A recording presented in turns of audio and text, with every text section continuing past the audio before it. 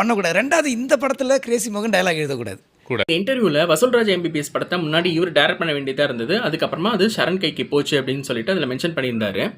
நான் வந்துட்டு அதை நல்ல விஷயம் தான் நினச்சேன். நல்ல வேலை நீ அந்த படத்தை எடுக்கலன்னு சொல்லிட்டு கமெண்ட் பண்ண போனேன். இதே தான் கமெண்ட்டை தான் 2 பேர் இதுக்கு முன்னாடியே போட்டிருந்தாங்க, எனக்கு முன்னாடியே போட்டிருந்தாங்க. நல்ல வேலை அந்த படம் உங்ககிட்ட தப்பிச்சிருச்சு, நீ அந்த படத்தை எடுத்திருந்தானே கெடுத்திருப்ப அப்படின்னு சொல்லிட்டு 2-3 கமெண்ட் போட்டிருந்தாங்க. ஸோ அதை பார்த்த உடனே தான் வந்துட்டு மனசுக்கு ஒரு பாரமே குறைஞ்ச மாதிரி இருந்தது.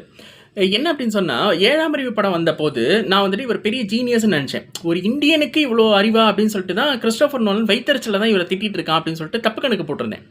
ஆனால் அவெஞ்சர்ஸ் எண்ட் கேம் படத்துக்கு இவர் வந்து டப்பிங் இன்சார்ஜாக எப்போ ஆனாரோ அப்போ தான் எனக்கு ஒரு விஷயமே புரிஞ்சுது, இவர் ஒரு டம்மி பீஸ் அப்படின்னு சொல்லிட்டு. ஆக்சுவலாக விஜய் சேதுபதி வாய்ஸ் வந்துட்டு பார்த்தீங்க அப்படின்னு சொன்னால் டோனி ஸ்டாக், அதாவது ராபர்ட் டோனி ஜூனியருக்கு சுத்தமாகவே பொருந்தலை. அதை ஒரு 2-3 சீன்லேயே ஐடென்டிஃபை பண்ணி அதை சேஞ்ச் பண்ணிட்டு இருக்கணும். பட் ஒட்டுமொத்த படத்தையும் அப்படியே ரிலீஸ் பண்ணது எவ்வளோ பெரிய தப்பு. ஆக்சுவலாக எங்கள் ஃபேனோட